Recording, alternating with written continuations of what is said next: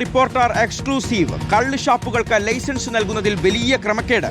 മരിച്ചവരുടെ പേരിൽ പോലും വ്യാജ സമ്മതപത്രങ്ങൾ നൽകി ലൈസൻസ് സ്വന്തമാക്കുകയാണ്. മൂവാറ്റുപുഴയിൽ ഒരേ കൈയക്ഷരത്തിൽ 14 സമ്മതപത്രങ്ങൾ. ഒരു പന പോലുമില്ലാത്ത തോട്ടത്തിൽ നിന്ന് കള്ള് ചെത്തുന്നതായി രേഖകൾ. ഇക്കഴിഞ്ഞ മാർച്ച് 10-ന് മരിച്ചയാൾ പോലും 10 ദിവസത്തിന് ശേഷം സമ്മതപത്രത്തിൽ ഒപ്പിട്ടു എന്നാണ് രേഖകൾ. മരിച്ചവരുടെ കുടുംബങ്ങൾ പോലും ഇക്കാര്യം അറിഞ്ഞിട്ട് പോലുമില്ല. നമ്മുടെ പറമ്പിൽ ഇങ്ങനെ ഒരു ചെത്തേ കൊടുത്തിട്ടില്ല. 2020 ചേട്ടൻ മരിച്ചു. ഞാൻ 94 ഈ വീട്ടിൽ വന്ന് കയറിയതാ. ഇന്ന് വരെ ഞാൻ കണ്ടിട്ടില്ല ഇവിടെ ഈ പറമ്പിൽ പനയെത്തി. സമ്മതപത്രങ്ങൾ വ്യാജമെന്ന് സമ്മതിക്കുകയാണ് ഷാപ്പ് ഉടമയും. ഇജു ആയാലും സ്കറി ആയാലും ഒക്കെ പേരെഴുതി എൻ്റെ അടിയിൽ ഒപ്പിട്ടിട്ടുണ്ട്. അപ്പൊ അത് നിങ്ങൾ എഴുതി ഒപ്പിട്ടതായിരിക്കണ്ടേ? അതെ പറഞ്ഞ പഴയ ലിസ്റ്റ് തൊഴിലാളികളെ പണി ഒപ്പിക്കാൻ വേണ്ടിയേ ഇത് ഒപ്പിട്ട് പോയി കാണുമായിരിക്കും. റാംഷാ CP വിവരങ്ങൾ നൽകും. റാംഷാ, അപ്പോൾ കള്ളിഷാപ്പിന് വ്യാജ ലൈസൻസ്, അത് ഒന്നോ രണ്ടോ സംഭവമല്ല, നിരവധി സംഭവങ്ങൾ. അപ്പോൾ ഉറപ്പായും അതിന്റെ പിന്നിൽ വലിയൊരു ഗൂഢാലോചനയുണ്ട്, ആസൂത്രണമുണ്ട്. ഇത് ആര് നടപ്പിലാക്കിയതാണ്? കാരണം മരിച്ചുപോയ ആളുകളുടെ പേരിൽ പോലും ലൈസൻസ് നേടാൻ ആവശ്യമായ ലെറ്ററൊക്കെ തയ്യാറാക്കിയെന്ന് പറയുമ്പോൾ അതും പനയില്ലാത്ത സ്ഥലത്ത് നിന്ന് പോലും കള്ള് ചെത്തുന്നുണ്ടെന്നുള്ളതാണ്. അപ്പോൾ ഈ വ്യാജ മദ്യമാണോ, വ്യാജ കള്ളാണോ ഇത് ആരോഗ്യത്തിന് ഹാനികരമാണോ? ഇത് ആളുകൾ ഉപയോഗിക്കുന്നുണ്ടോ? ലൈസൻസ് ഇല്ലാതെ എങ്ങനെയാണ് പ്രവർത്തിക്കാൻ സാധിക്കുക? അങ്ങനെ ഒരുപാട് ചോദ്യങ്ങൾ ഉയരുന്നുണ്ടല്ലോ റാംഷാ.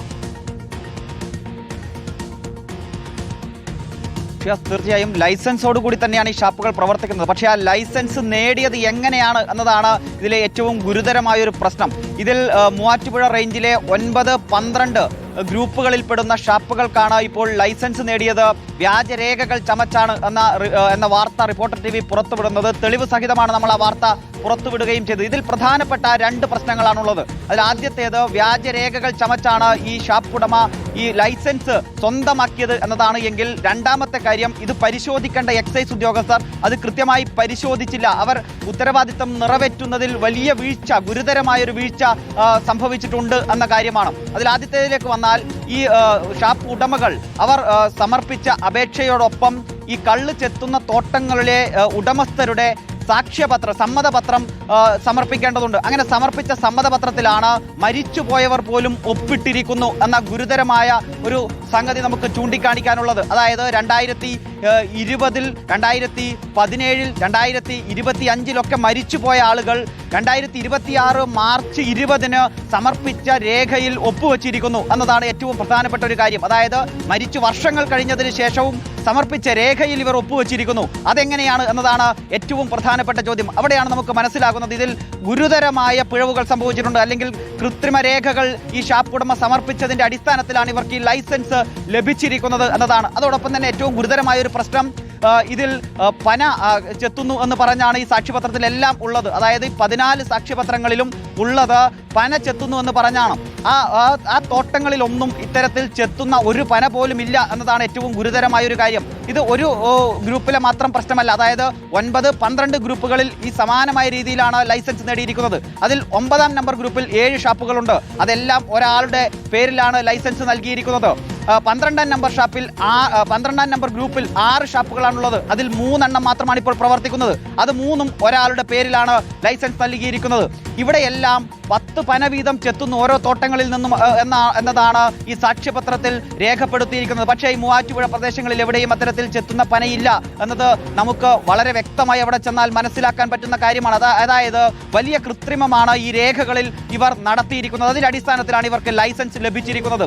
ഇതിൽ മറ്റൊരു വശം, ഈ ലൈസൻസ് നേടാൻ അപേക്ഷ നൽകുമ്പോൾ അതിൽ എക്സൈസ് ഉദ്യോഗസ്ഥർ ചെയ്യേണ്ടുന്നത് നിയമപരമായി തന്നെ ചില കാര്യങ്ങളുണ്ട്. അത് ഈ ലൊക്കേഷനിൽ നേരിട്ടെത്തി, അതായത് ഈ തോട്ടങ്ങളിൽ നേരിട്ടെത്തി ചെത്തുന്ന പനയായാലും അത് തെങ്ങായാലും അതിന് നമ്പർ ഇട്ട് നൽകണം എന്നതാണ് ചട്ടം. പക്ഷേ അത്തരത്തിൽ ഒരു കാര്യവും ഇവിടെ നിർവഹിക്കപ്പെട്ടിട്ടില്ല എന്ന കാര്യം വളരെ വ്യക്തമാണ്. കാരണം അങ്ങനെ എക്സൈസ് ഉദ്യോഗസ്ഥർ ഈ തോട്ടങ്ങളിലേക്ക് എത്തിയിരുന്നുവെങ്കിൽ അവർക്ക് കൃത്യമായി മനസ്സിലാകും ഇവിടെ അങ്ങനെ ചെത്തുന്ന പനയില്ല, തോട്ടങ്ങളിൽ പന തന്നെ ഇല്ല എന്ന് കൃത്യമായി അവർക്ക് മനസ്സിലാകും. പക്ഷേ അങ്ങനെ ഈ തോട്ടങ്ങളുടെ പരിസരത്ത് പോലും ഈ എക്സൈസ് ഉദ്യോഗസ്ഥർ എത്തിയിട്ടില്ല എന്നതാണ് നമുക്ക് മനസ്സിലാക്കുന്നത്. അല്ലെങ്കിൽ മറ്റെന്തോ ആവശ്യത്തിന് വേണ്ടി ഇവർ കണ്ണടച്ചു എന്നത് നമുക്ക് പറയേണ്ടി വരും. ഏതായാലും ഗുരുതരമായ വീഴ്ചയാണ്. ഈ ഷാപ്പുകളിലെല്ലാം ഇപ്പോൾ കള്ളളക്കുന്നുണ്ട്. ഇത് എവിടെ നിന്ന് അളക്കുന്നു എന്നത് ഏറ്റവും ഗുരുതരമായ ഒരു കാര്യമാണ്. അതായത് നമ്മുടെ കേരളത്തിൽ തന്നെ പലതവണ ഈ വ്യാജ മദ്യങ്ങളൊക്കെ പിടികൂടുകയും അതുമായി ബന്ധപ്പെട്ടുള്ള ദുരന്തങ്ങളുമൊക്കെ ഉണ്ടായിട്ടുണ്ട്.